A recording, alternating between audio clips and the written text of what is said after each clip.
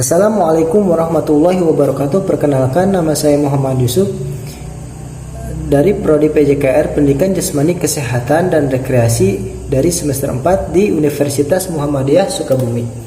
Kali ini saya akan menjelaskan tentang pengertian pelatih, tugas peran dan kepribadian pelatih, dan gaya kepemimpinan pelatih. Nah, kali ini saya akan menjelaskan tentang pengertian pelatih. Pelatih adalah seseorang yang memiliki keahlian di suatu bidang olahraga dengan tingkat ilmu pengetahuan dan keterampilan yang tinggi di cabang olahraganya.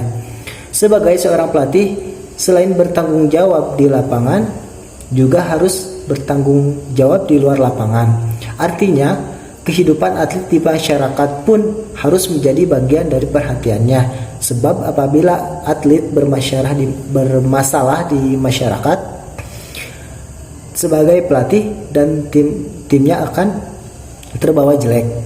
Nah, kali ini saya akan uraikan beberapa tugas utama peran dan kepribadian pelatih. Itu termasuk kode etik juga pelatih yang perlu diperhatikan ya oleh para pelatih. Nah, yang pertama itu ada perilaku. Perilaku pertama-tama serta tabiat seorang pelatih haruslah bebas dari cela dan cerca. Jadi dia harus selalu ingat bahwa baik anak-anaknya maupun masyarakat sekitar memandang dirinya sebagai seorang model. Hampir setiap gerak pelatih akan diamati oleh atlet maupun oleh masyarakat. Atlet-atlet terutama yang masih muda seringkali mengidentifikasikan dirinya dengan perilaku dan tabiat-tabiatnya sebagai pelatihnya. Sikapnya dan caranya berbicara seringkali merupakan duplikat dari pelatihannya. Oleh karena itu, personalitas yang baik harus senantiasa tercermin pada seorang pelatih. Nah, itu terhadap perilaku. Yang kedua ada kepemimpinan. Pelatih harus merupakan seorang individu yang dinamis, yang dapat memimpin dan dapat memberikan motivasi kepada anak-anak asuhannya maupun kepada para pembantunya. Dia juga diharapkan dapat bekerja sama dan bergaul dengan orang-orang yang banyak. Menyelami isi hati mereka, dapat mengeluarkan pendapat-pendapat dan pandangan-pandangannya secara jujur dan terbuka. Jadi dia pun harus dapat mengerti, menerima, dan memperkembangkan pandangan-pandangan serta pendapat-pendapat. Nah, keputusan-keputusan serta sikapnya harus tegas, tidak meragukan apalagi mencurigakan. Seorang coach yang baik akan juga selalu memperlihatkan kewibawaannya sebagai seorang pemimpin dan sifatnya sebagai seorang gentleman, meskipun ragunya berada dalam keadaan kritis. Selanjutnya ada sikap sportif. Seorang coach harus pula mencerminkan contoh dari sportivitas yang baik, karena itu pelatih harus pula mengajarkannya sikap sportif itu kepada para atletnya.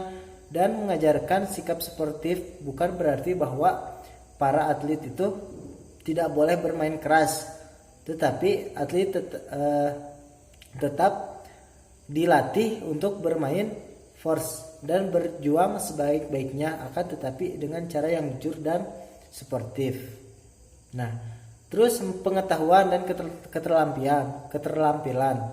Seorang pelatih harus mempunyai pengetahuan serta mempunyai keterampilannya terhadap cabang olahraganya, baik segi teknik, taktik, peraturan pertandingan, sistem latihannya maupun segi penyerangannya atau pertahanannya adalah mutlak harus dikuasai oleh seorang pelatih.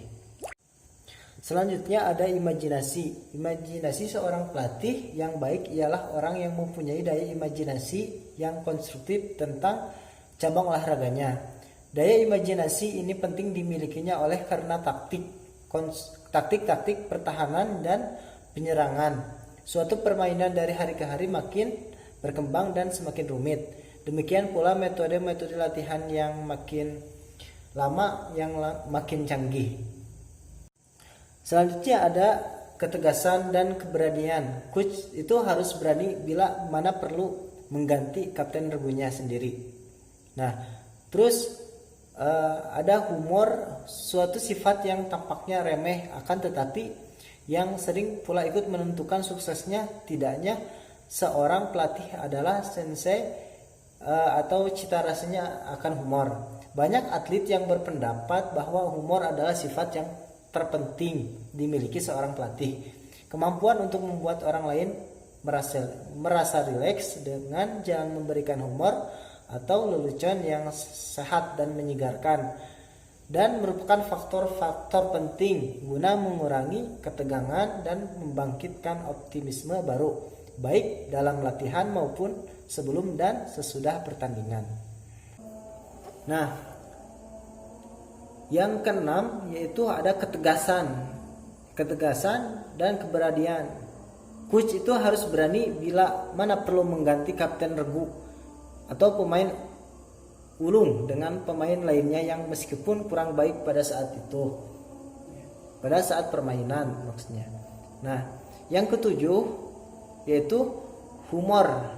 Humor itu suatu sifat yang tampaknya remeh akan tetapi yang sering pula ikut menentukan suksesnya tidaknya seorang pelatih.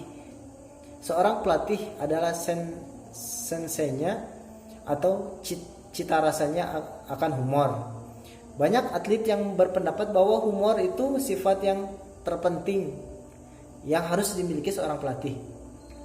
Kemampuan untuk membuat orang lain merasa rileks dan jalan memberikan humor atau lelucon itu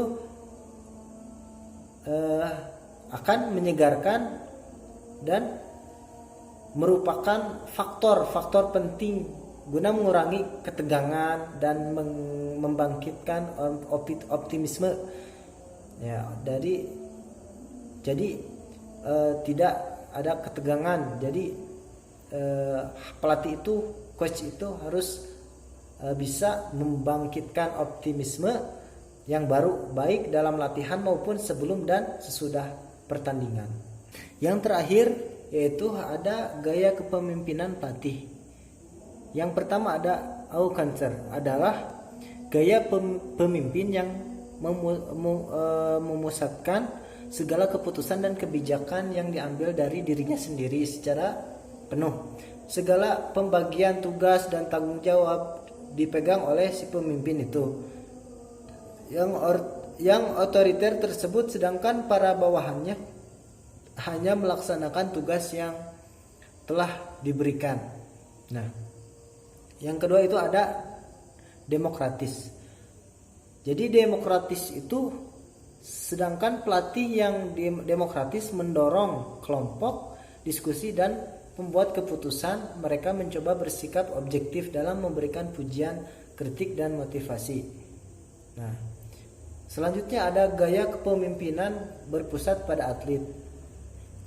Jadi di sini saya akan menjelaskan ciri-cirinya, yaitu penekanan utama memenuhi kebutuhan atlet. Selanjutnya selalu berinteraksi dengan atlet dan orang dari sekitarnya. Selanjutnya akan berhasil dalam tingkat kesulitan yang sedang, kurang mendorong semangat tempur kepada atlet. Selanjutnya ada gaya kepemimpinan berpusat pada tugas. Nah, ciri-ciri terakhir ini yaitu fokus terhadap pemenang, kurang berinteraksi dengan atlet, selalu sukses dengan tugasnya, terus ada kurang harmonis dengan anggota timnya. Nah, itu mengenai tentang gaya kepemimpinan. Ya. Nah, itu saja yang saya sampaikan. Mohon maaf bila ada kesalahan dari saya. Semoga bermanfaat. Assalamualaikum warahmatullahi wabarakatuh.